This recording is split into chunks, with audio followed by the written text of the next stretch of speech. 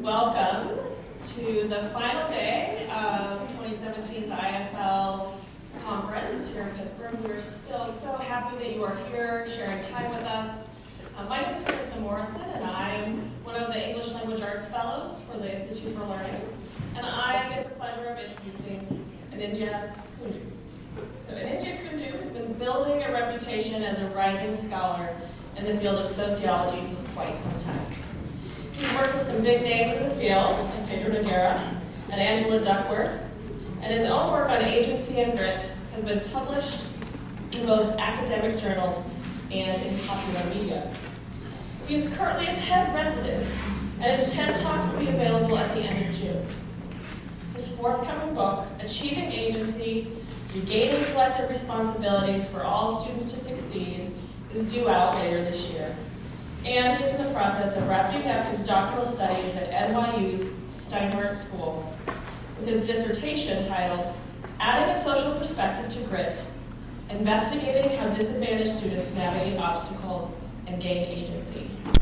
Please join me in welcoming Kundu.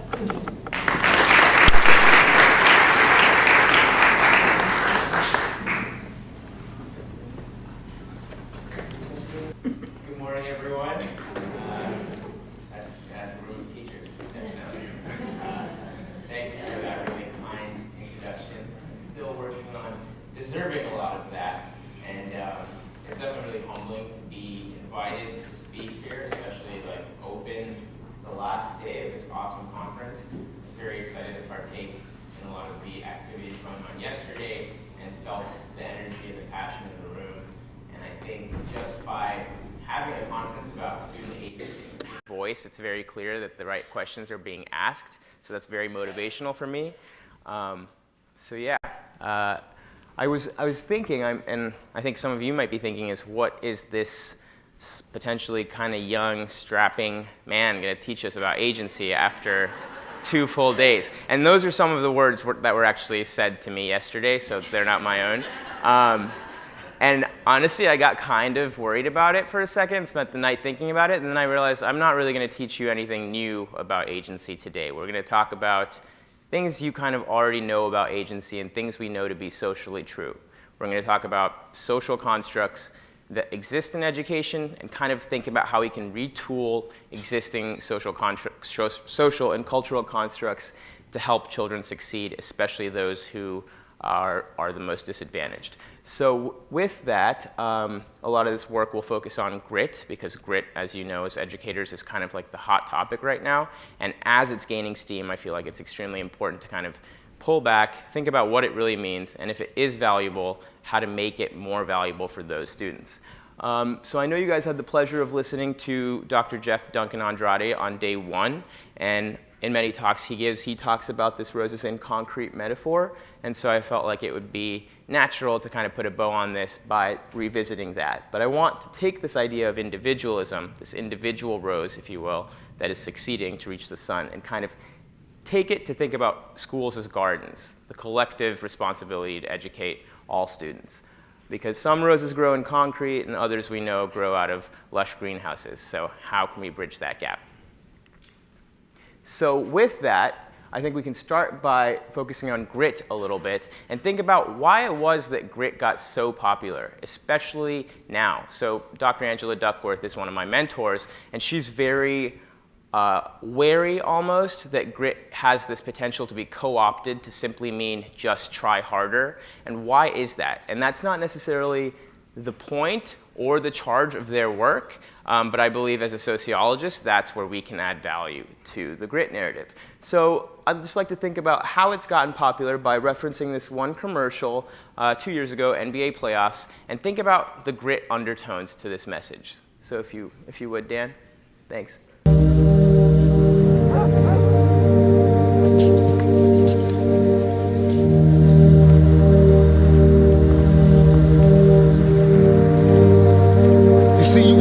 Why the rose that grew from the concrete had damaged petals. On the contrary, we would all celebrate its tenacity. We would all love its will to reach the sun. Well, we are the roses. This is the concrete. These are my damaged petals. Don't ask me why. Ask me how.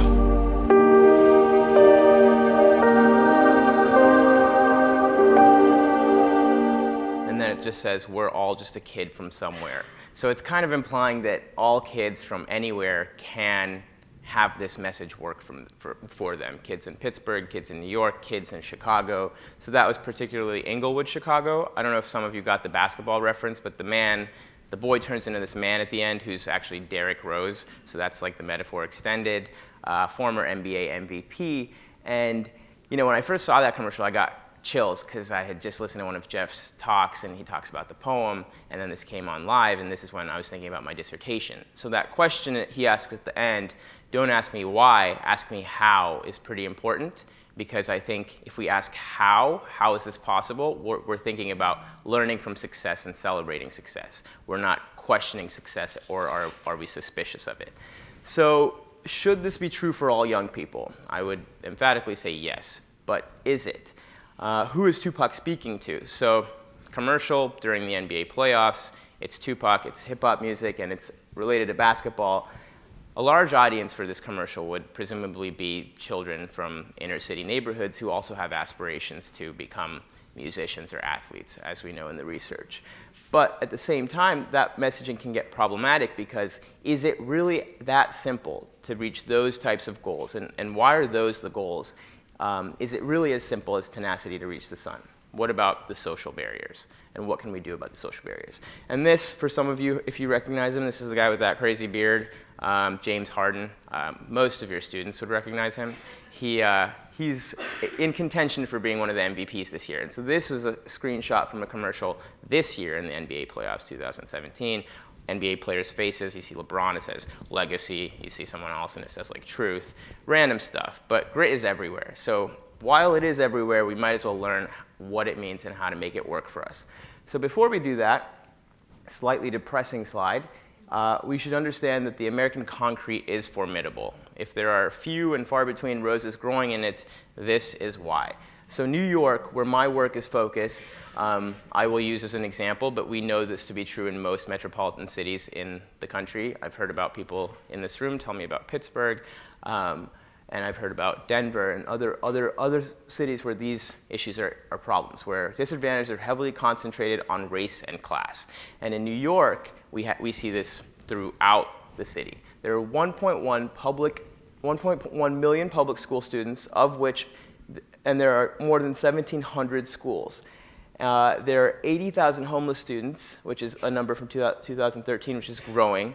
1 in 4 live in poverty, 11,000 live in foster care. So if you just think about it, simply these are the roses that you can't just tell to try harder. You have to think about their social context. This is where grit is not necessarily enough. You can't start with grit.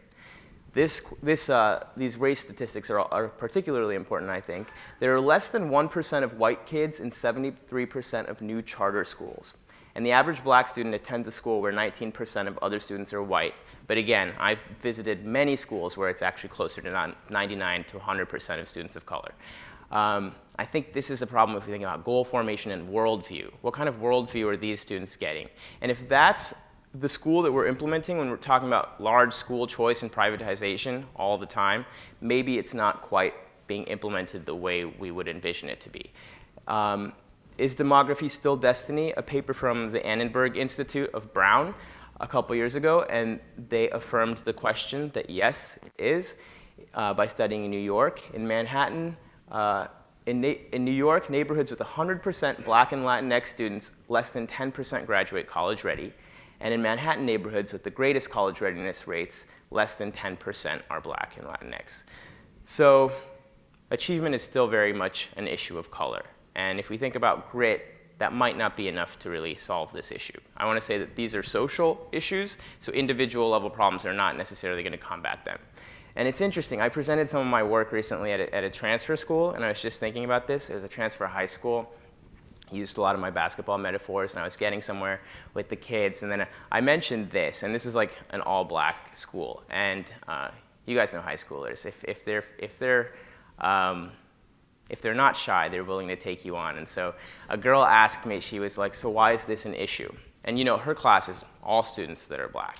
Like, why is separation an issue or segregation an issue? Why do we need more diversity? And honestly, in a lot of the talks I've given, that was one of the hardest questions I've had to answer because of her lived reality and experiences. She loves her school, she loves her classmates. Some of her teachers are of color, but most of them are also white.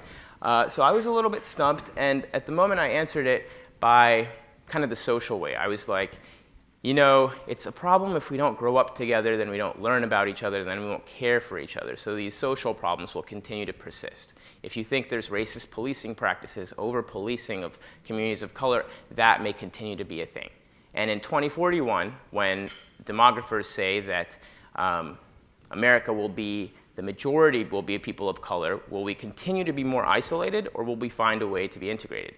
And it's really interesting because she had just been studying the Little Rock Nine, the girls who had to be integrated forcefully in Arkansas. And it was a civics class, but she was still asking me this question. Then later I realized I could have answered it a little bit more personally. So I'm at NYU, this is where I teach, and I just found this out, and I want to share this with everyone. Apparently, at my school, there are pretty much 5% or less of students are black. So let's say this girl goes from that school to NYU. Like, how is she going to feel then? And I can actually tell you, I mean, unless she's extremely confident and does have interactions with other people of other races, she might feel a little isolated. And a couple years ago, a student in my class, we always talk about race and how we feel the effects of race in our day-to-day. She mentioned that she wasn't sure if she could go to NYU because she didn't know if she looked white enough, the way she was talking, the way she was dressing. That's what she asked her mom about. So hopefully that's what we're trying to address here. And in that comment, if you're wondering if you're looking white enough to succeed somewhere, you're taking away your own agency. You're not using what makes you you to succeed. So enough about NYU. So to agency to fix some of these issues.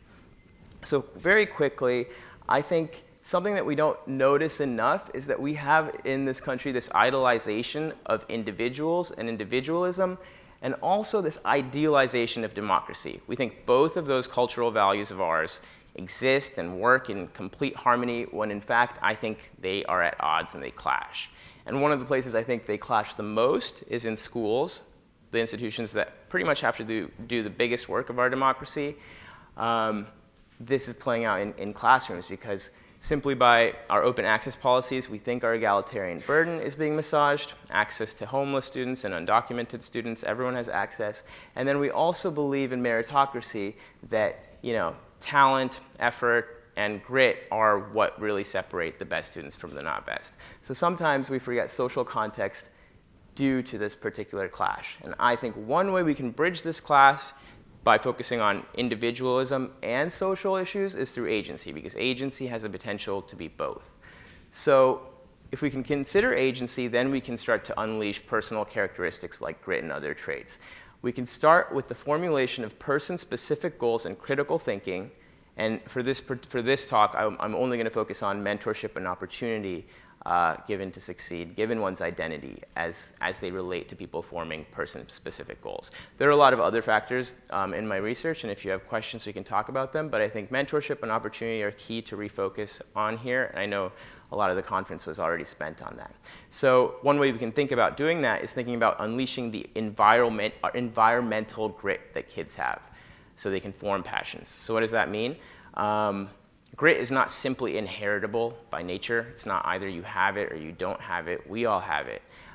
Teachers especially have it, you know, every day, whether you want to or not. You have to wake up very early and go teach day in and day out. So that is grit. But how do we unleash environmental grit? So not just nature, but there's nurture. And if we're going to do it, if we're going to nurture grit, we're better to do it than schools. So I think we can do it by thinking about how passion is formed. So a little bit briefly about my work, if you haven't been too familiar with it. my qualitative work is about finding people who exhibit agency and then trying to go back and figure out how they did. And grit plays a large role in this project of mine. So I've been interviewing about 45 different students in New York. All of them have come from very low-income households, many from single-parent households. Some people have been formerly incarcerated, undocumented, or have experienced homelessness. Some people have experienced violent or sexual trauma, or have overcome significant drug abuse problems, or have had parents who have had to do that. And yet today, the people in my sample are all very academically and or professionally successful by standard means. So my question is that Tupac question: how did this happen? And so just focusing on mentorship and opportunity for today, I think it's really important to think about social capital and cultural capital for two reasons. Social capital to help students expand their worldview so they can have a better idea of formulating goals that are specific to them. And they can also foster their own help-seeking behavior. So oftentimes we see that these kids really struggle for just asking for help. So that's how we would address that. And cultural capital to aid the execution of goals eventually, like learning professional email etiquette. And the way in which that can be done is by offering cultural competency for students to use outlets for these new skills. So if you happen to see that quote yesterday, I use this one as an example of poor cultural competency. The one where the Hispanic student said that his teacher called on him to be a representative of Hispanic culture wherever anything happened. That's kind of the opposite of what I'm talking about here. So that kid came from a broken home. He was homeless for a lot of his life, and his aunt took him in so that he could go to schools in New Jersey. And you know, if you asking a kid from a broken home about what's family dinner like, just thinking about how you immediately lost a genuine relationship with that student. So that's not what we're looking to do, but I will talk about one example of this in action.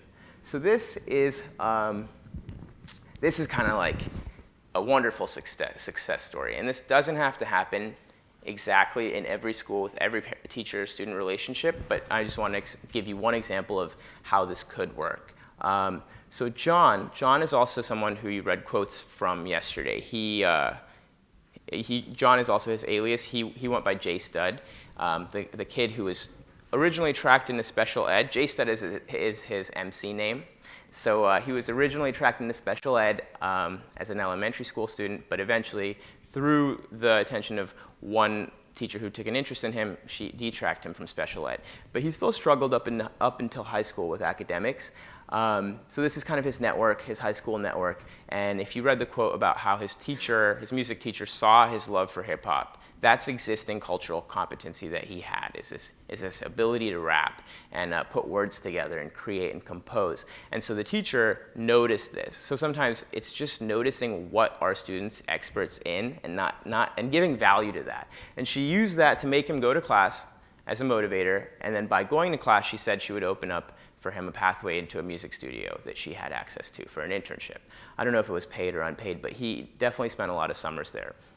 And what he learned while he was there, and this is his network changing now, he learned while he was there is that he was actually interested in finance. He liked the financial aspect of the recording studio. Go figure. So that relationship actually helped him get another internship at a bank. I think originally he was at Lehman Brothers. He had the tendency to get out of there. And eventually he found his way into JP Morgan. He had finished his associates during this time of the studio network, but not quite his bachelor's, and JP Morgan helped him get his bachelor's, and he's still working there today. So again, I'm not saying every teacher needs to do this for every student, but if a math teacher finds a few students, especially the ones that need it the most, and does it with them, and then the English teacher finds some of theirs, PE teacher finds some of theirs, then we kind of have this community approach to try to increase agency for all of our students. Again, I think it starts with agency. You find the passion, use the passion, and then we can get to grit. Okay, so let's personify this. So I shared a lot of quotes with you yesterday, but I kept one to myself because I love this one, and I didn't want to share it yet. So this is a quote from, we'll call him Tyreek, is a guy who was arrested for armed robbery. He was raised by a single mom. And he was straight-laced until after high school, where he started hanging out with the wrong crowd, liked these guys. And they pulled off an armed robbery, were sentenced to 6 years that he spent at Rikers and Greenhaven, which is upstate in New York. And yet somehow today he has a master's degree in social work. He's a manager at an advocacy organization for successful reentry. So how did this happen? So these are the types of people in my sample. So this is a quote I'll read to you that he said to me. They say you can lead a horse to water, but you can't make it drink. But it's scarier when you lead a horse to water and they say, what water? I was the horse who didn't see the ocean in front of me. It's not a conscious decision. I really am ignorant to the fact that what is in front of me is water. All of that said, when we talk about changes that we want to make to a system, it's with our understanding that these are good changes, but that may not be how it's interpreted. In every story, we have to understand the person may not see that this is a good option. The person may not even understand that this is water they're looking at. So this quote, I think, is directly related to goal formation and how you can think about how you can get your students to form goals. You may not necessarily come from the same background, and this is interesting. We were sitting at a table yesterday with Glenn over there, and Glenn told a story about how in 11th grade he had to go through forceful desegregation, and how that actually hurt him at first academically because his previous teachers took an interest in him and his new teachers didn't, and Glenn's partner felt like he had nothing to share that could match that. But we both probed, and eventually the man was able to tell us something really, really touching about his own life. And so people may think that cultural competency is some really complicated thing, but it doesn't necessarily have to be. It doesn't have to be that complicated to start to show someone the water. Another thing that I think is really important about this quote is the second half. I guess kids these days would say that this man is very woke. It's funny that he talks about people in power. So that could be in schools when people are, at the DOE, and I've been at the DOE before, making top-down legislation. It could be within schools, principal deciding for teachers, for classrooms. So even though, and this is, I don't know if I mean this, we won't go there, but politicians, if they try to enact policies that they think they have our best interest in mind, their lack of actually seeing how that operates on the ground might be what keeps them from being able to actually enact that. That's a very Freirean concept. To liberate a student, you need to know their praxis, their specific point of action and reflection. And if you don't, then you're just playing into your power position. And that's kind of what scares me about the Betsy DeVos thing. Okay. I mean, I don't know. Anyway, she probably has some experience in schools, public schools. I don't know. So how did Tyreek start to see the water? So these are some quotes that explain that. My first year, although I realized it wasn't what I wanted, I hung around the same character type of people who weren't looking to progress themselves. I was around some dangerous people, man, making stupid choices, carrying weapons. About a year into my incarceration, there was a guy who had done a tremendous amount of time running a college program. I didn't realize what the value of college was. He told me, you're going down this road I've been on 10 times already, and it never ends well. So this older guy saw Tyreek, who even to this day kind of has a baby face, and he looks young, and wanted to make a difference in his life. And he approached him and told him to join this college mentoring program. And at first, he was reluctant, and the man persisted, and so he joined the program. And in joining the program and mentoring these teens, as a 22-year-old, he started to think about his own legacy, and he saw his own mistakes and possibilities in the kids. And so then he started joining other prison programs and taking college credit courses, eventually building up enough credits to be able to get his bachelor's after he got out of prison. This is a story about in prison. When I got my first A, I questioned my professor afterwards. Why'd you give me this A? I thought she was being nice. We're in prison, so she's being easy on us. She said, no, Tyreek, I gave you that A because it was a good paper. It was one of those moments I look back on in my incarceration, and my empowerment just grew. So I think this is really relatable to a lot of the educators in the room. I mean, first of all, agency can benefit from kindness, but it can also benefit from tough love. And students know if you're being genuine or not genuine about the grades they get. So if you've been hard enough on someone and you have actually seen them do well enough to get an A, that is an experience that can be really formative for the teacher and the student. And so my point here is basically just that if that can happen in prison, it can probably happen in school. So school, that's the whole point, right? How can it happen in schools? Well, enough of this sociology mumbo jumbo. This is my last slide. Sorry, I don't have a conclusion slide, so I hope you were paying attention. So this is how I think some of this work can be done in schools. So I will throw a little bit more literature at you first. It's called the Rosalind Mickelson Framework on Educational Attitude. And I think it's a really simple concept, but it should be both motivational and hopefully it can help you in your work in some way. So Rosalind Mickelson finds that all students have two attitudes towards school. All students have an abstract view towards education, which is aligned to our dominant narratives of what education should be and can be, that anyone can pull themselves up by the bootstraps, that education works for everyone and gives people equal opportunity. But then all students also have a concrete view of education, and that one is very related to their real reality. How far did my parents go in school? Are my friends staying in school or dropping out of school? What is the relationship I have with my teachers? So that's the concrete view of education. And she found that educational attainment is much more closely correlated to students' concrete views. And students with disadvantages, or students from disadvantaged backgrounds, students of color, tend to have a large disparity between their abstract and concrete views. So the point is that even though all students may be able to see school as working, they may not be able to see it as working for them. So that's a little bit sad, but it should also be motivational. How can we get students to make education relevant to them? And I think, well, I have a few schools that I think are doing this work well in New York, but I'll talk about one of them, and that's the James Baldwin High School in Chelsea. James Baldwin is a transfer school in New York, transfer high school for students.